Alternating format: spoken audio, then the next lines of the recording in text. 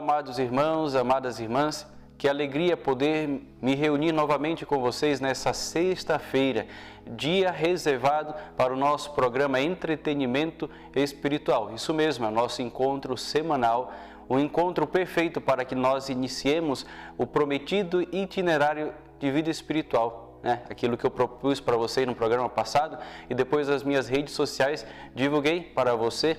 E graças a Deus, você que está aqui assistindo também aceitou essa proposta. Então vamos juntos, a partir desse programa, iniciar essa caminhada, esse itinerário de intimidade com Deus, de intimidade com o nosso Senhor e também um itinerário de cura interior. Então fica ligado, dá o seu like nesse vídeo, compartilha para que mais pessoas possam assistir esse programa e fica aqui comigo. Eu sou o Padre Gabriel. E esse é o programa Entretenimento Espiritual.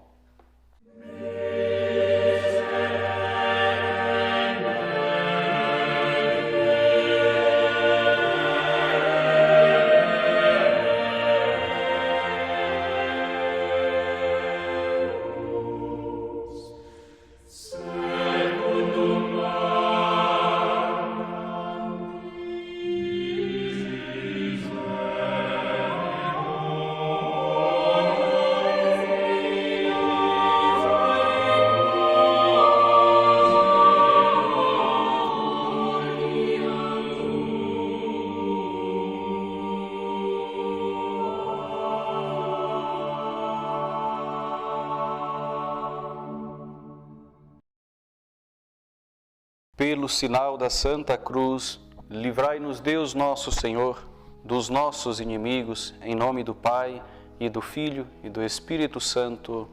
Amém. Vinde, Espírito Santo, enchei os corações dos vossos fiéis, e acendei neles o fogo do vosso amor. Enviai o vosso Espírito, e tudo será criado, e renovareis a face da terra. Oremos. Ó Deus, que instruístes os corações dos vossos fiéis, com a luz do Espírito Santo, fazei que apreciemos retamente todas as coisas, segundo o mesmo Espírito, e gozemos sempre da sua consolação, por Cristo Senhor nosso. Amém. E vamos neste dia também invocar a poderosa intercessão da Santíssima Virgem Maria. Ave Maria, cheia de graça, o Senhor é convosco. Bendita sois vós entre as mulheres, e bendito é o fruto do vosso ventre, Jesus. Santa Maria, Mãe de Deus, rogai por nós, pecadores, agora e na hora de nossa morte. Amém.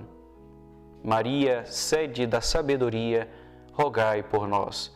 Iniciemos este programa em nome do Pai, e do Filho, e do Espírito Santo. Amém.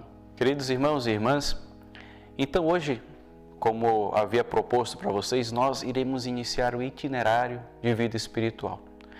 No último programa nós falamos sobre a oração, o que é a oração, os frutos da verdadeira oração, como que eu devo me portar para ter uma vida de oração. Hoje, tendo por base já aquilo que a gente aprendeu no programa passado, nós iremos iniciar verdadeiramente um caminho cristão de intimidade com Deus. Afinal de contas, agora a gente sabe o que é oração, mas devemos aprender com a vida a ter essa vida de oração. Isso mesmo, Depois isso vai ficar mais claro na mente de vocês e espero em Deus que também entre no coração de vocês. Porque se uma vez aprendemos o que é oração, agora é necessário que o nosso coração, a nossa alma, absorva todo aquele conhecimento e transforme aquilo em verdade, em ato, para que eu de fato consiga ser um cristão como o Senhor, nosso Senhor Jesus Cristo deseja de mim. Então, itinerário espiritual. Itinerário de cura interior. O que seria isso? Quando a gente fala de cura interior, quando falamos de cura e libertação, devemos ter em mente o seguinte: toda cura e libertação tem por finalidade o meu encontro com Deus. É isso mesmo. A cura, ela não é simplesmente a restauração da minha saúde, o restabelecimento das minhas forças. Não, a cura, ela deve me conduzir para Deus. Ela tem que me conduzir a ter uma vida de intimidade com Deus. Se eu sou curado, se eu sou libertado de algum mal, enfim, se acontece alguma coisa extraordinária na minha vida, mas esse algo extraordinário não me leva a ter intimidade com Deus, então aquilo simplesmente não teve frutos de verdade na minha vida. E muito provavelmente pode não ter vindo de Deus. Ou se veio de Deus, eu simplesmente não aproveitei aquela graça, não usufruí daquilo que o Senhor me deu, daquela chance que Ele me deu para retornar para Ele e acabei, em muitos momentos da nossa vida, abusando da graça de Deus, daquela grande graça que Ele nos deu gratuitamente e com tanto amor. O itinerário espiritual é entrar em caminho, é estar em caminhada com o Senhor. Não é viver um momento de oração, é estar em oração constante ali, em intimidade com Deus, constantemente. Uma coisa é você rezar, como acabamos de rezar agora há pouco, a oração do Espírito Santo, a Ave Maria, e ali nós tivemos um momento de intimidade com Deus. Ali é um momento de oração. Outra coisa é você, ao terminar aquele momento de oração, iniciar uma vida de oração a partir daquele ponto inicial. Não sei se vocês estão entendendo, mas uma coisa é você dizer eu te amo, outra coisa é você provar que ama, é você estar ali amando e amando e amando. É completamente diferente. É completamente diferente de uma relação que tem por finalidade alguns momentos de prazer. A gente vê, infelizmente, hoje, tantos relacionamentos que têm por finalidade somente um momento de prazer, um caso, uma relação de prazer. E quando a gente se depara com um Deus que me ama desde sempre, e que desde sempre desejou me amar, e que deseja me amar para sempre, a gente descobre que não sabemos o que é amor, e não sabemos o que é amar. Agora que sabemos o que é oração, nós vamos aprender a orar de verdade. Outro ponto importante para definirmos uma vida de oração é a experiência de Deus. Isso, na verdade, eu acabo definindo a vida de oração como sendo uma experiência de Deus. Experimentar Deus. É você ali estar absorto na presença e na contemplação de Deus e poder, de fato, poder viver aquela presença na sua vida. E experimentar Deus ou viver a experiência de Deus é conhecê-lo. São João, na sua primeira epístola, vai falar: quem não ama, não conhece a Deus, porque Deus é amor. Então, amar a Deus é conhecer a Deus. Então, se eu conheço a Deus e esse Deus que eu conheço eu amo, então isso significa que eu tenho uma relação, porque o amor se concretiza na relação, ali, no estar lado a lado, conversando, tendo sintonia com a outra pessoa. E conhecer a Deus é uma luz que nos ilumina, que reflete sobre nós um poder que tem uma força, meus irmãos e minhas irmãs, de mostrar aquilo que eu sou de verdade. Para conhecer a Deus é necessário se conhecer, isso mesmo, né? Aquilo que Santa Catarina de Sena, no seu livro, na sua grande obra, ou diálogo, vai falar: o autoconhecimento é a ponte que nos leva para conhecer a Deus. Se você não tem um autoconhecimento, você não vai conhecer a Deus, porque o primeiro critério para mostrar que você conhece a Deus é que você se conhece. Imaginem Deus como uma luz, como, não sei como eu posso dizer para vocês, uma lâmpada. Uma lâmpada que você vê de longe, lá, bem longe, brilhando, iluminando, aquele ponto de luz. E aquele ponto de luz te chama a atenção. E você, levado pela curiosidade no primeiro momento, ou pelo desejo de conhecer o que é aquela luz, de onde que vem aquela luz, você vai caminhando em direção a ela. À medida que você caminha em direção àquela luz, você vai percebendo que aquela luz vai iluminando aquilo que tem ao redor. E à medida que você se aproxima, a luz vai ficando cada vez mais forte e mais forte. E além de iluminar aquilo que tem ao redor, você percebe que aquela luz te ilumina também. E você começa a se ver, você começa a se enxergar. Quando você finalmente chega naquela luz, Aí você percebe que você está todo iluminado.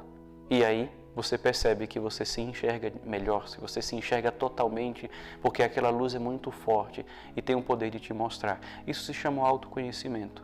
O autoconhecimento parte do teu desejo de conhecer a Deus. E esse desejo de conhecer a Deus é a luz que ilumina, é a fé que foi acionada dentro do teu coração. Se acendeu a luz da fé, acendendo a luz da fé, eu sou iluminado. Sendo iluminado, eu percebo aquilo que eu sou. Percebendo o que eu sou, eu descubro o que eu tenho que tirar na minha vida.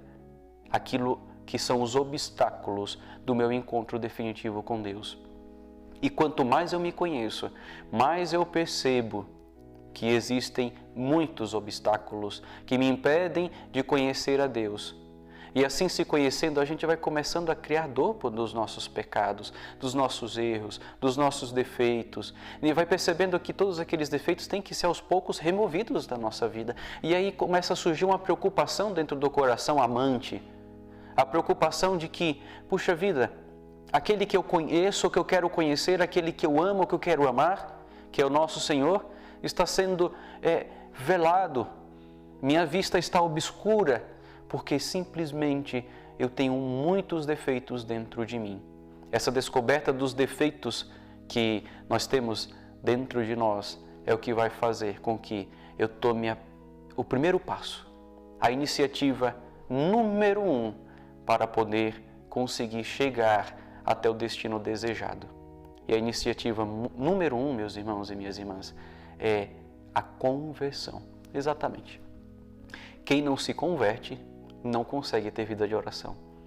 E aí você pode se perguntar, padre, mas a conversão não tem que ser diária? Sim, a conversão tem que ser diária, mas ela tem que ter um pontapé inicial, tem que ter um ponto de partida, tem que ter um primeiro momento que você diga assim, eu vou me converter, eu vou seguir ao meu Senhor.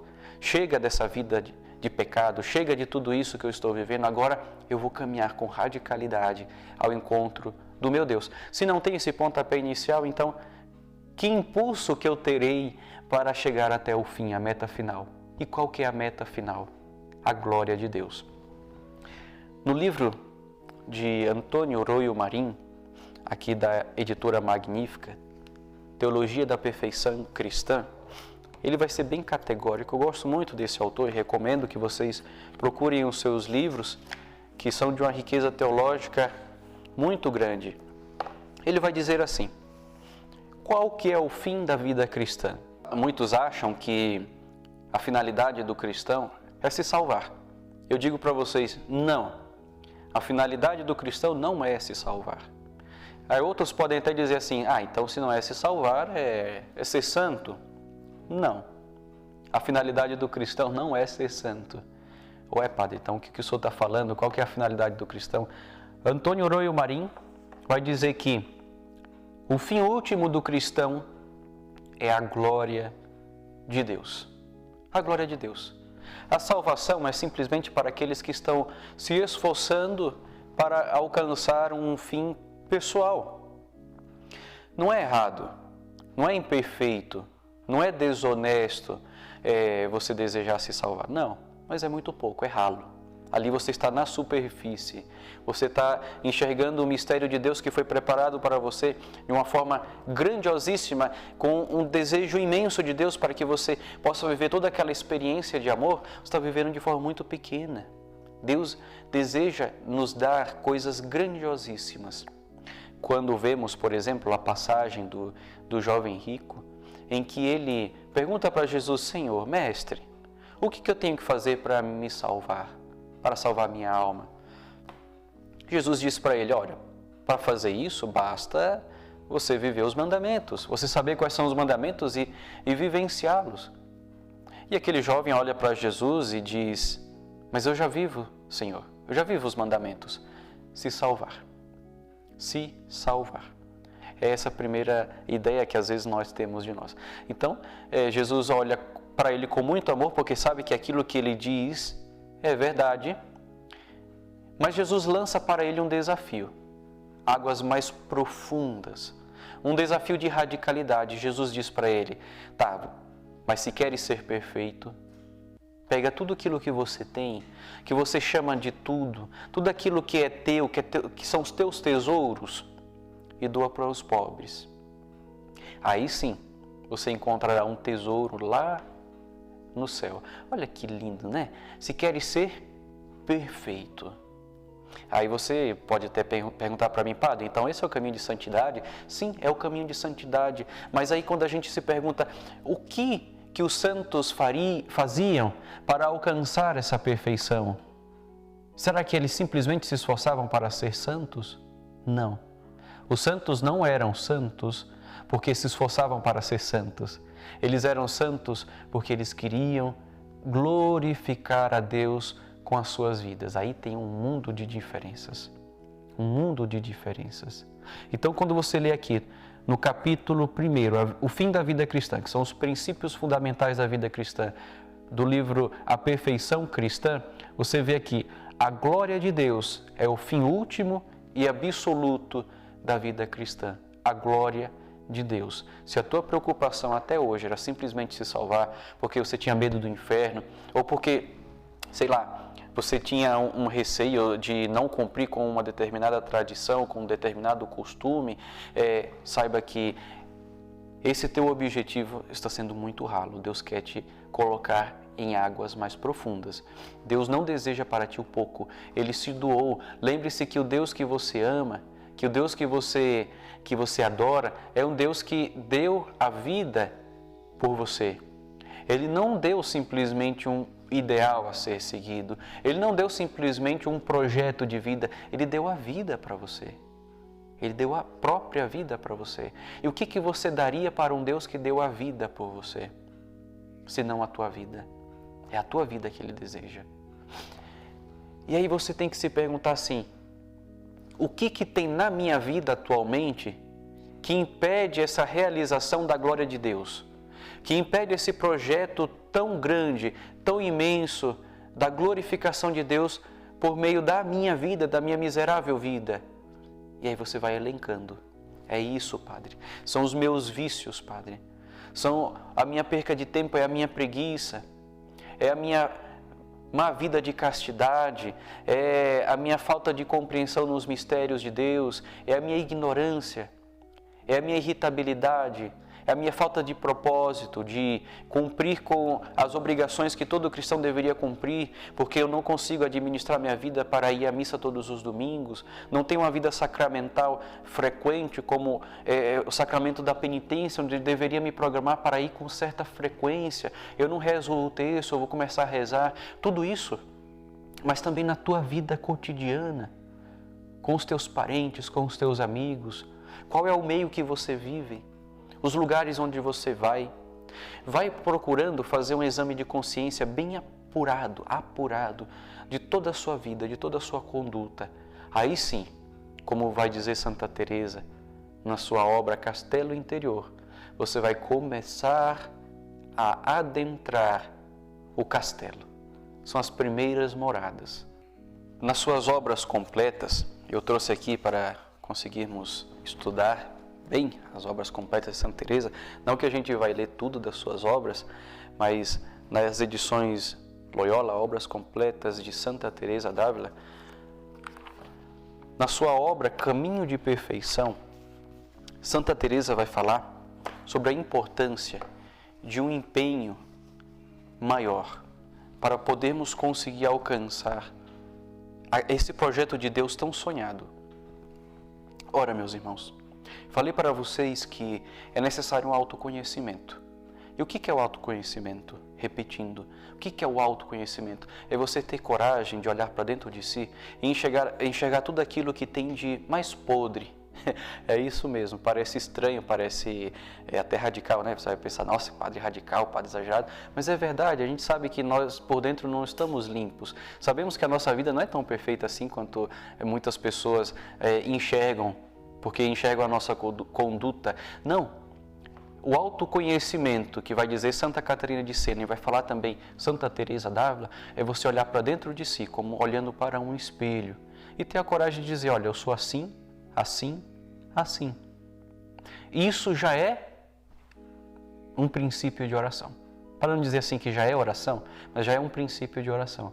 Porque a base da oração é a humildade. É aquilo que Santa Teresa d'Ávila, na sua obra Caminho de Perfeição, vai tratar em toda a sua obra. Ela vai dizer, se não tem humildade, então não tem caminho de perfeição. Então, quando você começa a se autoanalisar, começa a perceber dentro de você aquilo que necessita de mudança, começa a nascer dentro de ti uma sementinha de humildade. Começa a nascer uma sementinha de oração. Começa a nascer, ou mesmo a renascer, a frutificar a fé. A fé que você recebeu no dia do teu batismo. E todo batizado tem fé. Você não pode dizer assim, não tenho fé. Você tem fé, só não usa ela. Se você tem a coragem de dizer que não tem fé, na verdade você está dizendo que você tem fé, mas não usa a tua fé. Porque a fé você recebeu no dia do teu batismo. Então chegou a hora de usar a tua fé. Chegou a hora de utilizar esse dom que Deus te deu gratuitamente. E aí, no dia que você utilizar esse dom, você vai poder dizer que estou adentrando o castelo, as primeiras moradas.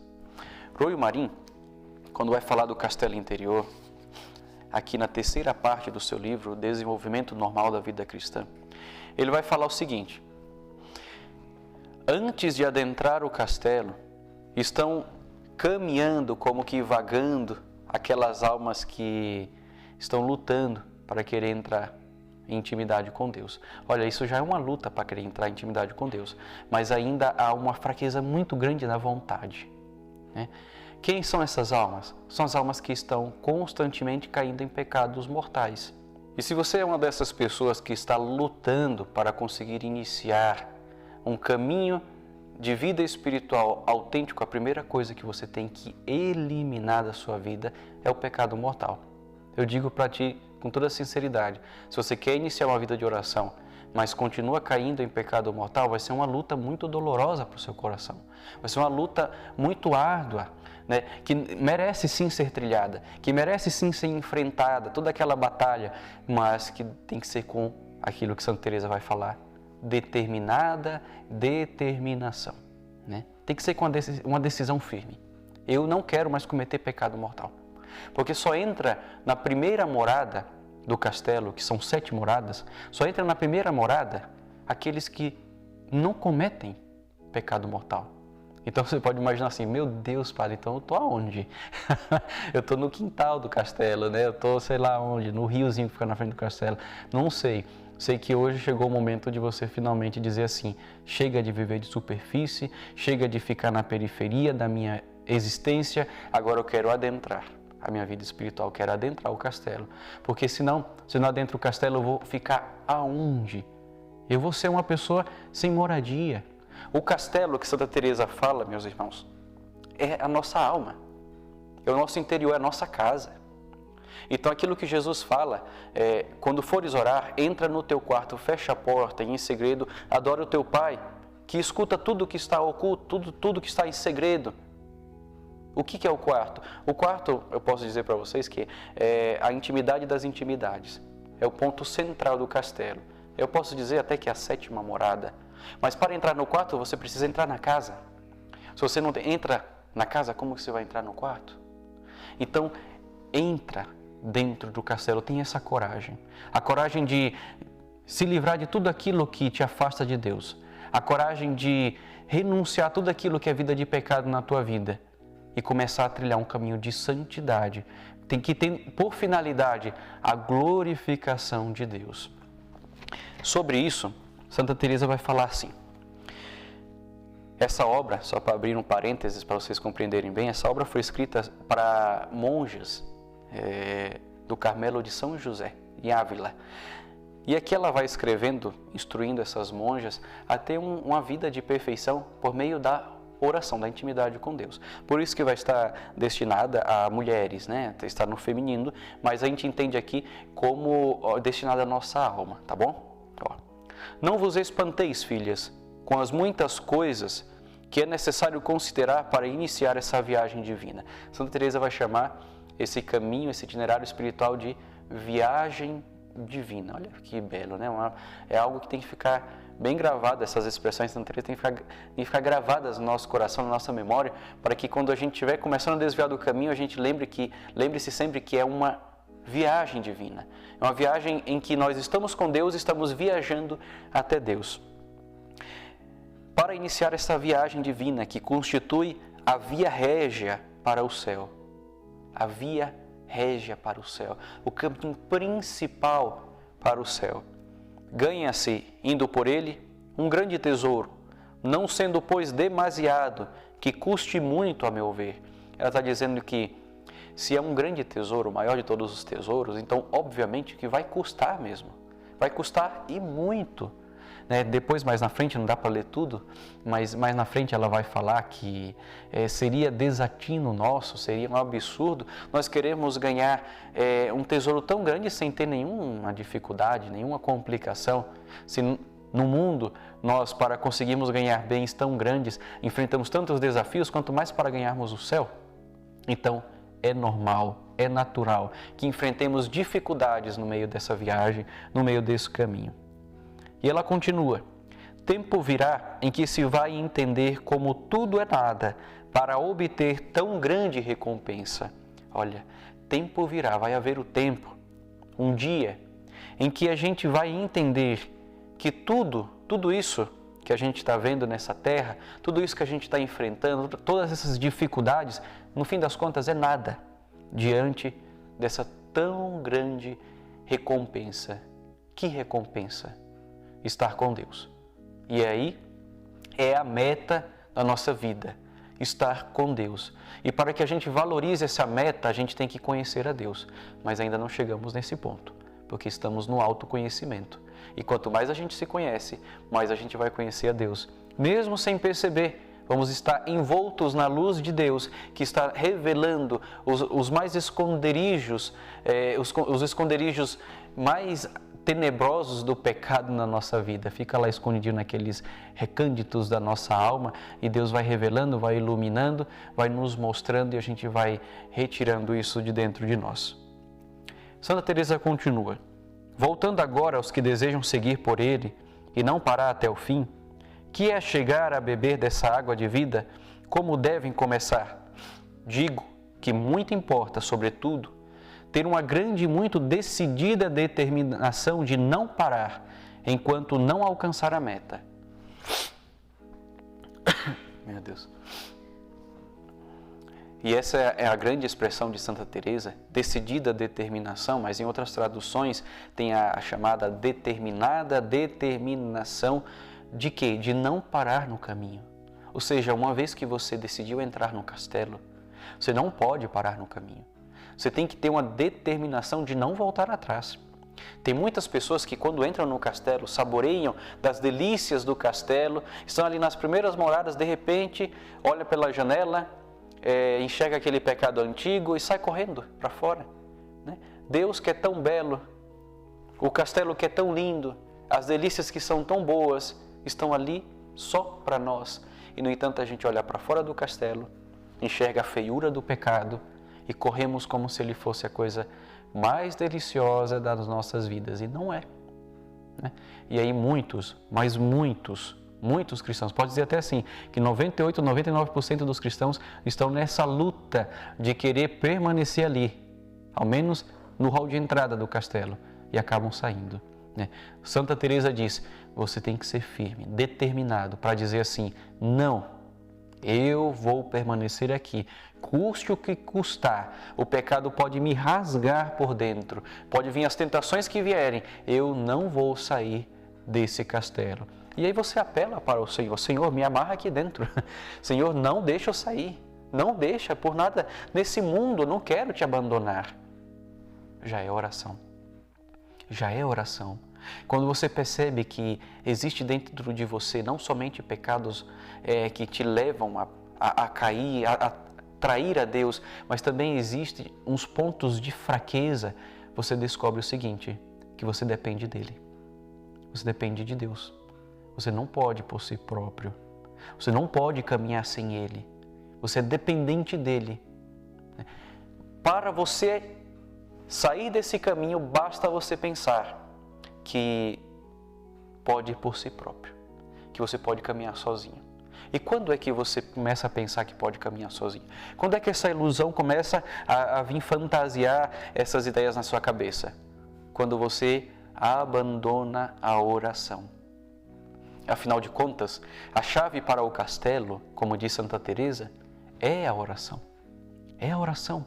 Se você abriu o castelo com a oração e entrou no castelo por meio da oração, se você está lá dentro e deixa de rezar, consequentemente você vai sair do castelo, porque você abandonou o ponto de ingresso naquele castelo. O teu diploma para poder ingressar ali, você abandonou tudo, tudo, pelo simples fato de achar que já estava seguro ali, pelo simples fato de achar que você podia continuar caminhando sem Deus. Em outras palavras, acaba sendo isso que a gente pensa sem querer assumir, em primeiro momento, isso. Eu posso caminhar, eu posso conseguir seguir o meu caminho sem Deus, e não pode. Não pode. Quando a gente faz isso, consequentemente, imediatamente, já saímos do castelo, já abandonamos o nosso Deus.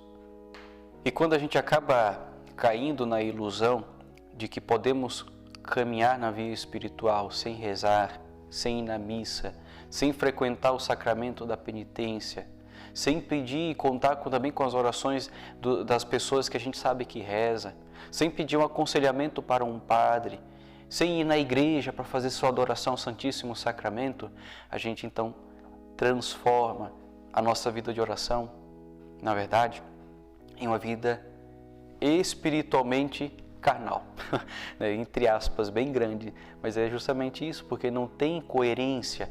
É uma vida espiritual, mas que ao mesmo tempo é carnal, acaba sendo uma vida dúbia, né? Ou mesmo uma vida onde tem significados diversos, onde a gente não sabe concentrar um centro, a gente não sabe viver a centralidade da nossa vida espiritual, que é Cristo. E isso é muito preocupante, meus irmãos e minhas irmãs.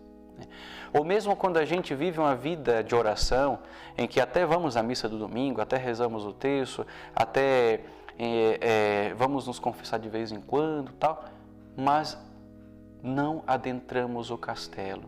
Porque ao mesmo tempo que vamos fazendo essas práticas devocionais, essas práticas que são próprias da vida de oração, ainda na nossa vida acaba entrando, invadindo o pecado mortal. E é triste. A esses, Jesus, ao revelar para Santa Faustina o mistério da sua misericórdia, vai chamar de tíbios. São aqueles que até conhecem os mistérios, são aqueles que até já tiveram uma intimidade com Ele, mas que infelizmente voltam muitas vezes para o pecado. Essas são as almas tíbias, aqueles que no Apocalipse Deus vomita de sua boca, porque não são nem quentes nem frios, são mornos. Né? E aqui, então acabam ficando aqueles que ficam em cima do muro, né? Não pula nem para um lado nem para o outro, fica ali olhando tanto para Deus como olhando para o diabo, né? Olhando para o céu e olhando para o inferno ao mesmo tempo. Estão entre a vida e a morte, porque se Deus é a vida, o pecado é a morte. Quando eu estou com Deus, eu estou com a vida. Quando eu estou com o pecado, eu estou com a morte. Então, a primeira coisa que a gente tem que fazer na prática para evitar todos esses empecilhos e esses obstáculos é reconhecer o quanto é humana e é carnal a minha vida de oração. Para que a minha vida de oração não seja assim, nem humana, nem carnal, é necessário a gente utilizar aquilo que nós chamamos de faculdades da alma.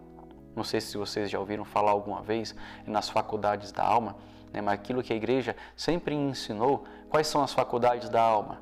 Memória, inteligência e vontade. Anota no teu caderninho aí, você que me acompanha nesse momento, vai lá na sua agenda, no seu caderno espiritual, anota memória, inteligência e vontade.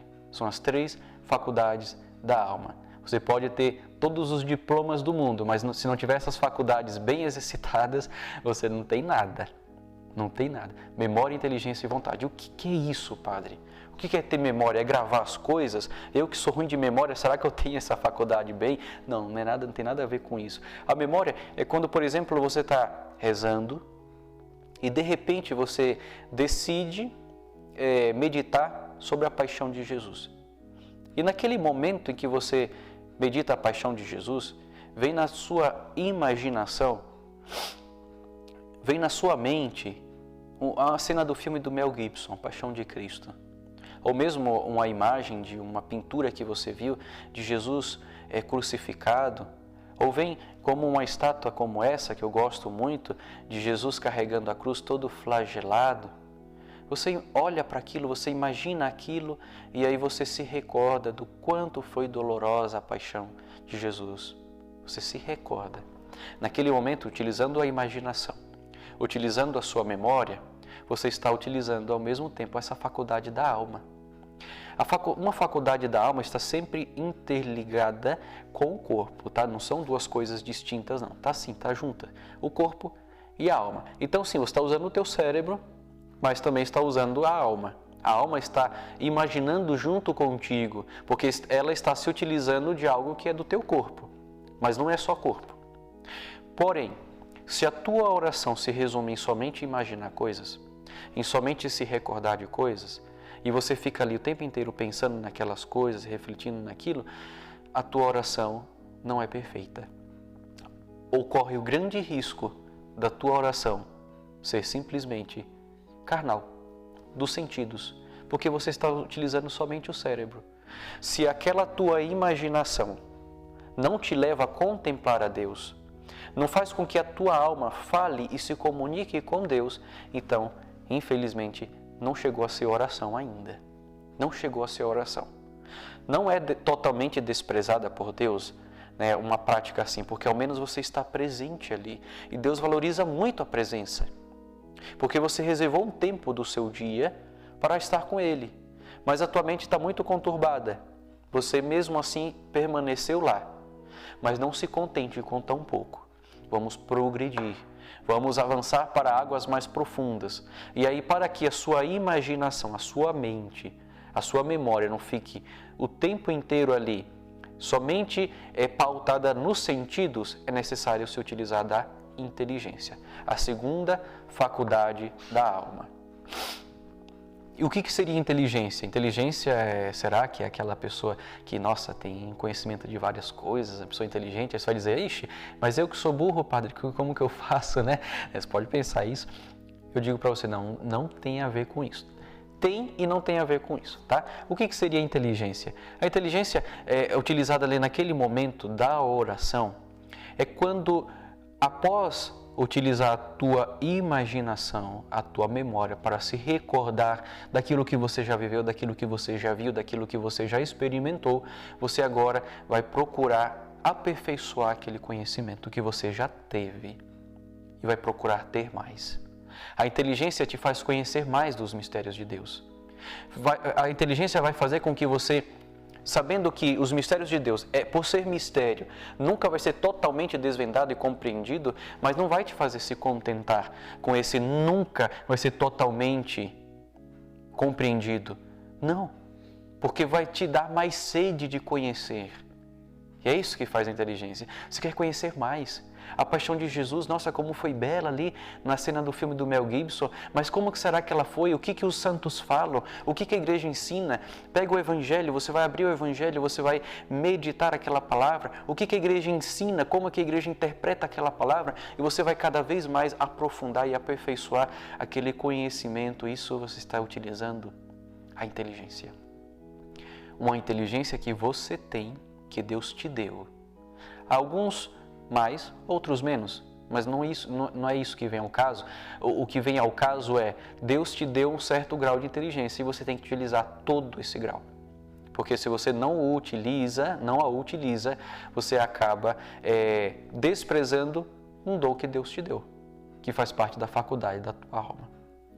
Porém, mesmo utilizando a inteligência e somente a memória, você corre o risco de fazer com que a tua oração seja simplesmente humana e carnal, ou mesmo sensitiva, no sentido de sentidos.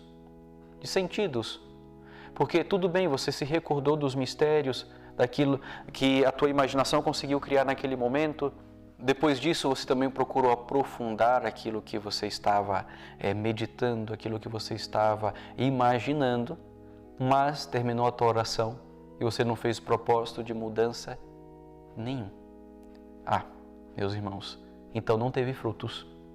Então não foi como Deus queria. Porque vejam, você pode ler um livro, você pode ler essas obras completas de Santa Teresa, você pode até gravar na tua memória, pode compreender com a tua inteligência, mas se você não fizer o propósito de viver aquilo que ela está dizendo, então isso tudo se torna inútil. Não porque ela seja inútil por si mesma, não. Você transformou isso em algo inútil dentro de você. Você pode ser uma pessoa inteligentíssima, que grava assim com muita facilidade os evangelhos, os escritos dos santos, mas se você não pega todo aquele conhecimento e transforma em ação, em verdade vivida dentro de você e na sua vida, então você simplesmente transformou toda aquela graça de Deus na sua vida em algo estéril, sem frutos, em algo que não te levou para lugar nenhum. Eu falo todas essas coisas não para desanimar vocês, para dizer assim, nossa padre, mas é muita coisa para poder viver uma vida de oração. Não é que é muita coisa. É que a partir do momento que você descobre a verdade, que você tira o véu que escondia essa verdade, esse véu é da mentira, muitas vezes de uma mentira, de uma vida que você estava vivendo, então você se torna liberto. O caminho, o itinerário de cura interior é justamente saber a verdade. E agora você sabe a verdade. Sabendo a verdade, você tem que tomar a decisão, determinada determinação de, primeira coisa, largar o pecado. Segunda coisa, procurar analisar como que é a sua vida de intimidade com Deus, a sua vida de oração. Se ela é realmente espiritual ou se ela é carnal, somente por meio dos sentidos. E terceira coisa, procurar entrar no castelo, permanecer no castelo e tomar uma decisão determinada de não mais voltar no caminho. Não mais voltar. Que o seu caminho seja para frente. São Francisco de Sales vai falar que aquele que não progride, regride. Ele vai até se utilizar de um exemplo muito alegórico, mas bem significativo. Vai dizer assim, o caminho da vida espiritual é como se você estivesse em cima de uma canoa e estivesse remando contra a correnteza. Você tem duas escolhas a fazer. A primeira escolha é, eu continuo remando, fazendo força, ou eu paro de remar. Se eu parar de remar, eu não vou ficar parado no meio do riacho com a correnteza me empurrando. Eu vou ser levado pela correnteza. Agora, se eu remar, eu vou para frente. O que ele está dizendo? Quem não progride, regride. Não existe aquela coisa, está bom assim do jeito que eu estou agora. Eu estou bem assim. Não. Se você se contenta com o estado que você está e não progride, é sinal de que você já está regredindo. Está voltando atrás já e não está nem percebendo. E olha aí a enganação que o demônio gosta de colocar nos corações. De que a gente está vivendo já uma vida de oração, uma vida espiritual, uma vida cristã já boa, já ideal, porque eu já não estou mais cometendo tantos pecados, só alguns pecados de vez em quando. Não, nunca se contente com o pouco. Para Deus, tudo é pouco. Tudo é pouco. Isso não significa que agora você vai se tornar uma pessoa escrupulosa, com medo de tudo e de todos. Ai meu Deus, agora não estou progredindo na virtude, não estou progredindo na vida espiritual. Não. O escrúpulo também é um defeito que nos faz regredir na vida espiritual. Você tem que saber que, primeira coisa, você é pecador.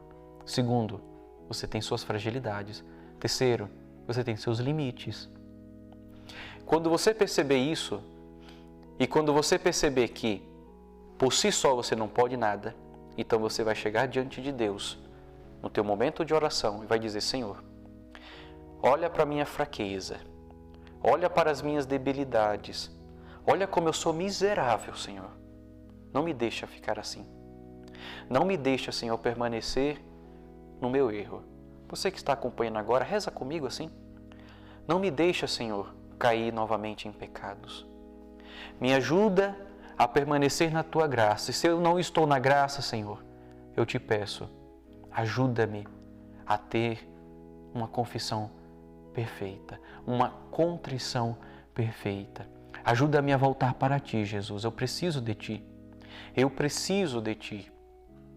Deus, que Tu és todo-poderoso, o Senhor não precisa de mim, mas o Teu amor é tão grande que quis precisar de mim. E eu Te agradeço por isso, Jesus, porque o Senhor quis precisar de mim. Obrigado. Obrigado, porque foi esse Teu querer que me fez Te querer, Jesus. Muito obrigado. E agora eu Te peço, Senhor, ajuda-me a caminhar, ajuda-me a progredir. Eu desejo, eu tenho sede, Jesus. Meu coração palpita de vontade e de amor pelo encontro contigo. Eu desejo adentrar nas profundezas deste castelo. Mas eu Te peço, uma vez entrando nele, uma vez me reconciliando contigo, eu Te peço, feche a porta deste castelo e não permita, Senhor, que nunca mais eu saia dele. É isso que eu Te imploro, é isso que eu Te peço no dia de hoje. E é isso que eu Te pedirei sempre, todos os dias da minha vida, Senhor. Ajuda-me a ser fiel, ajuda-me a permanecer contigo, ajuda-me, Senhor, a ser somente Teu. Louvado seja nosso Senhor Jesus Cristo, para sempre seja louvado. Eu te convido agora, meu irmão, minha irmã, a lermos juntos um trechinho do Diário de Santa Faustina. E proponho que todos os programas nós tenhamos essa disposição de ler um trechinho, um número do Diário de Santa Faustina e perguntarmos para essa grande santa o que ela nos tem a dizer no dia de hoje.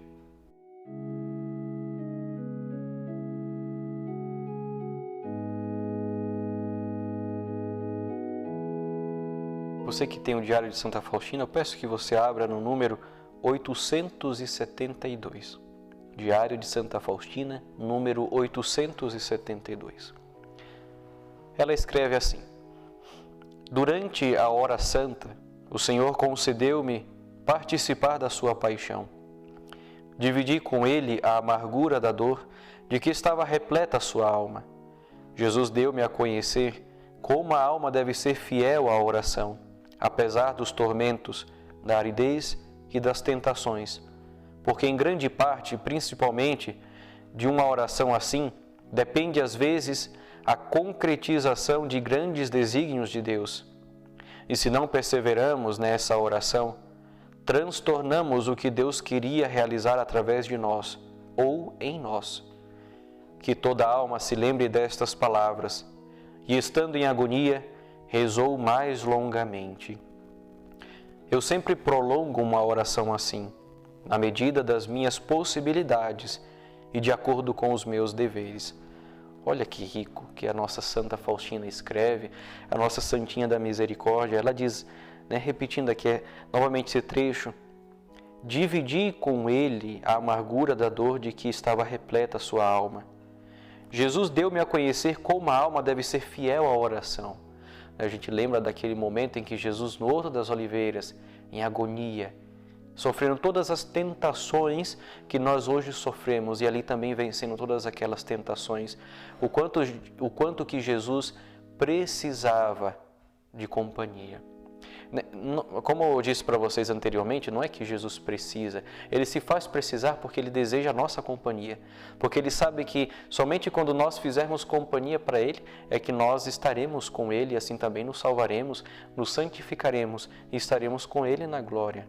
Mas o que Jesus quer dizer é, mesmo diante de tantas lutas, tantas tentações, tantas dificuldades, Ele permaneceu em oração.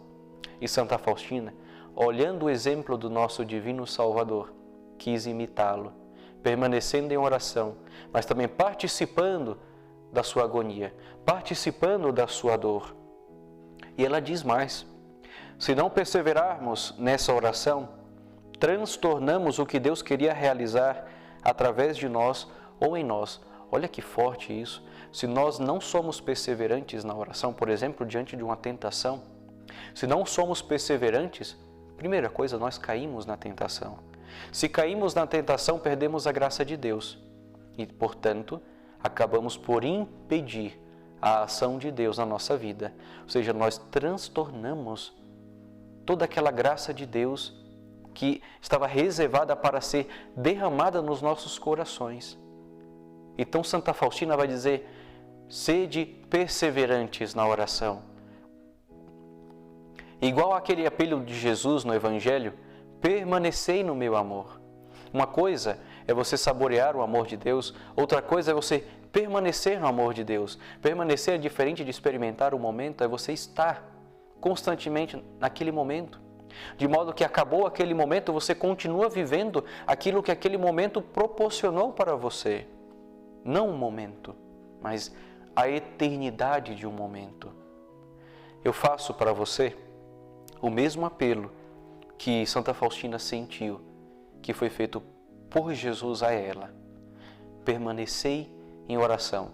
Não sei como é que está a sua vida, não sei o que você está sentindo, não sei como é que está a sua vida de oração, os problemas que podem ter surgido na sua vida, na sua rotina, mas eu digo para você, sem Deus você não vai conseguir vencer.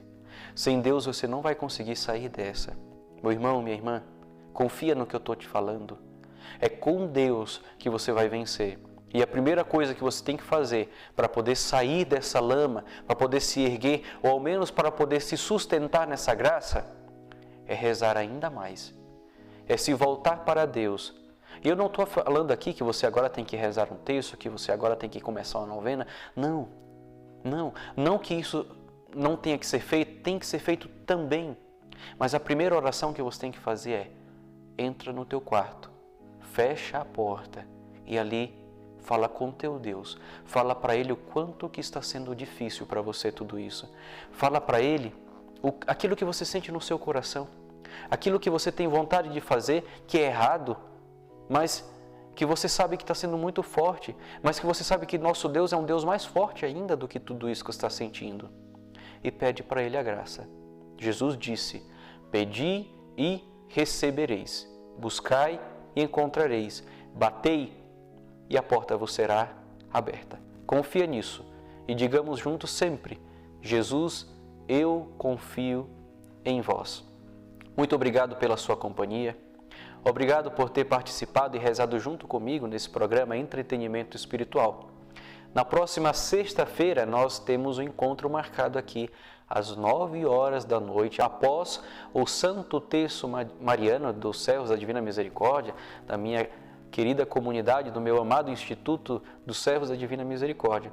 Então, aproveita, já inicia rezando o terço e já fica comigo, participando do programa Entretenimento Espiritual.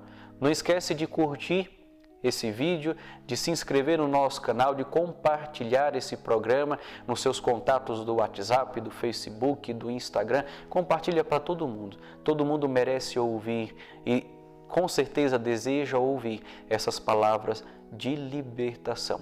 Seria tão bom se todos nós iniciássemos esse itinerário de vida espiritual, não é verdade? Já imaginou aquela pessoa que você gostaria que estivesse caminhando no caminho de Deus, já iniciasse esse itinerário espiritual por causa desse programa que você compartilhou? Então seja também um evangelizador, seja um promotor da graça de Deus na vida dessa pessoa. Muito obrigado e até a próxima. O Senhor esteja convosco. Ele está no meio de nós. Por intercessão do coração imaculado de Maria, a Mãe da Divina Misericórdia, e de Santa Faustina Kowalska, desça sobre vós toda a cura e libertação de todos os influxos do maligno e dos seus aliados, e desça copiosa a bênção de Deus Todo-Poderoso, Pai e Filho e Espírito Santo. Amém.